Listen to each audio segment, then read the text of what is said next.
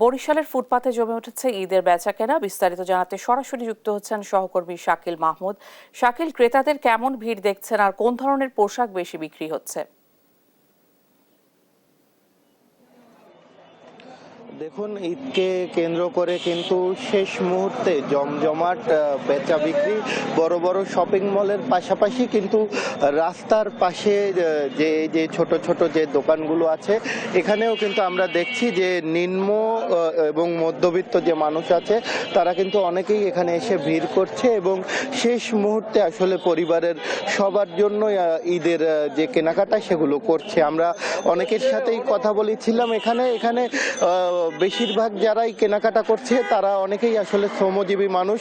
তাদের কারো কারো বাজেট পুরো ঈদে 3,000, 4,000, কারো বা 5,000 টাকা, এবং এই টাকার মধ্যেই তারা তাদের পরিবারের যারা আছে তাদের সবার কিন্তু আসলে ঈদের যে কেনাকাটা সেগুলো কিন্তু তারা করে দিচ্ছে। এবং এখানে যারা দোকানদার আছে তাদের সাথেও আমরা কথা বলেছিলাম। এই বিক্রেতারা যেটা বলছে যে ঈদকে কেন্দ্র করে কিন্তু আসলে শেষ মুহূর্তে তাদের বেচা বিক্রি অনেকটাই জমে উঠেছে এবং সাধ্য অনুযায়ী আসলে সবাই এখানে কেনাকাটা করছে। আমরা একজন বিক্রেতার সাথে কথা বলবো। আচ্ছা, ঈদের তো আর অল্প কয়েকদিন বাকি, কি অবস্থা বেচা বিক্রি? আছে মোটামুটি। কত টাকা মাল জিনিস উঠিয়েছেন এবং কোনটা কত দাম যদি একটু বলতেন? সীমিত লাভে দামে আর কি মাল বেশি। আমার দোকানে যে দামে তার থেকে কিছু কমে, যাতে আমাদের এখানে সাধারণ মানুষের কেনাকাটা করতে পারে সেই জন্য। আমরা একটু আরেকজন বিক্রেতার সাথে কথা বলি। আচ্ছা, কত টাকার মধ্যে জামা কাপড় কিনা যাবে এখানে আপনাদের এখানে?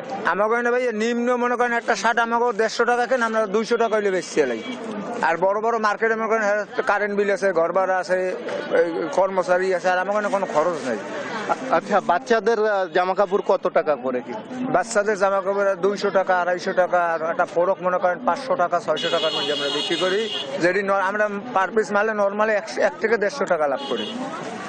আমরা কিন্তু কথা বলছিলাম বিক্রেতাদের সাথে, একেবারে সামান্য লাভে কিন্তু তারা বেচা বিক্রি এখানে করে। মাত্র 200 থেকে 250 টাকা, সর্বোচ্চ 500 টাকার মধ্যেই কিন্তু এখানে আসলে কেনাকাটা করা যায় বলে কিন্তু তারা জানাচ্ছে। এবং এখানে কিন্তু প্রতি মুহূর্তেই আমরা দেখছি যে আসলে ভিড় লেগে আছে ক্রেতাদের। আমরা একটু আরেকজন বিক্রেতার সাথে কথা বলবো।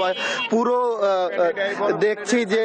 দেখছি যে আপনার এখানে কিন্তু বেচা বিক্রি জমজমাট, আসলে কি অবস্থা শেষ মুহূর্তে? মোটামুটি পরিস্থিতি ভালোর দিকে আছে, আশা করা যায় সামনের কয়েকদিন আরো ভালো হবে ইনশাল্লাহ।